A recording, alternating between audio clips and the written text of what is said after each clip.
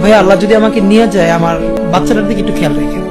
রাজধানীর একটি বেসরকারি হাসপাতালে নিবিড় পরিচর্যা কেন্দ্রে মৃত্যুর সঙ্গে লড়াই করছেন ইনকিলাব মঞ্চের মুখপাত্র ও ঢাকা ৮ আসনের স্বতন্ত্র প্রার্থী শরীফ ওসমান হাদী। সর্বশেষ মেডিকেল বোর্ডের মূল্যায়নে তার শারীরিক অবস্থাকে অত্যন্ত আশঙ্কাজনক বলে উল্লেখ করা হয়েছে। চিকিৎসকদের ভাষ্যমতে হাদীর মস্তিষ্কে ফোলা আগের তুলনায় আরও বেড়েছে, যা পরিস্থিতিকে জটিল করে তুলছে।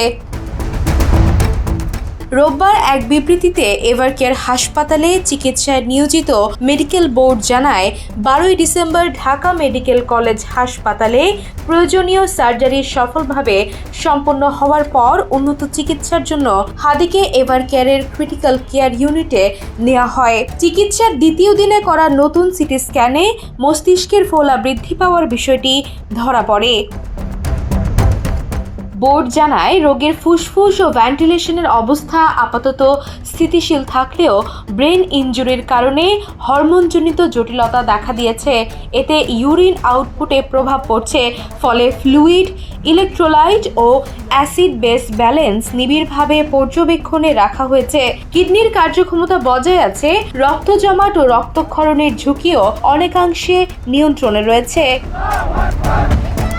তবে ব্রেন স্টেমে আঘাত ও অতিরিক্ত চাপের কারণে রক্তচাপ ও হৃদস্পন্দনে ওঠানামা হচ্ছে বলে জানিয়েছেন চিকিৎসকরা। ব্লাড সুগারও নিয়মিত মনিটর করা হচ্ছে।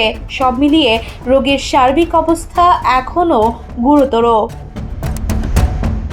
এদিকে হাসপাতালের সামনে এক ব্রিফিংয়ে ঢাকা মেডিকেল কলেজের আবাসিক চিকিৎসক জানান, হাদের মস্তিষ্কে রক্ত জমাট রয়েছে এবং উন্নত চিকিৎসার জন্য তাকে বিদেশে নেয়ার বিষয়টি পরিবার বিবেচনা করছে। মেডিকেল বোর্ড জানিয়েছে, এমন সিদ্ধান্ত হলে তারা সর্বাত্মক সহযোগিতা দেবে। এর আগে 12 ডিসেম্বর দুপুরে বিজয়নগর এলাকায় রিকশায় যাওয়ার সময় খুব কাছ থেকে হাদীর মাথায় গুলি চালিয়ে পালিয়ে যায় দুর্বৃত্তরা। গুরুতর আহত অবস্থায় প্রথমে তাকে ঢাকা মেডিকেলে নেওয়া হয়, পরে স্থানান্তর করা হয় এভারকেয়ার হাসপাতালে। চিকিৎসকরা দেশবাসীর কাছে হাদীর দ্রুত আরোগ্যের জন্য দোয়া চেয়েছেন এবং অপ্রয়োজনে হাসপাতালে ভিড় না করার আহ্বান জানিয়েছেন। Desk report, the news.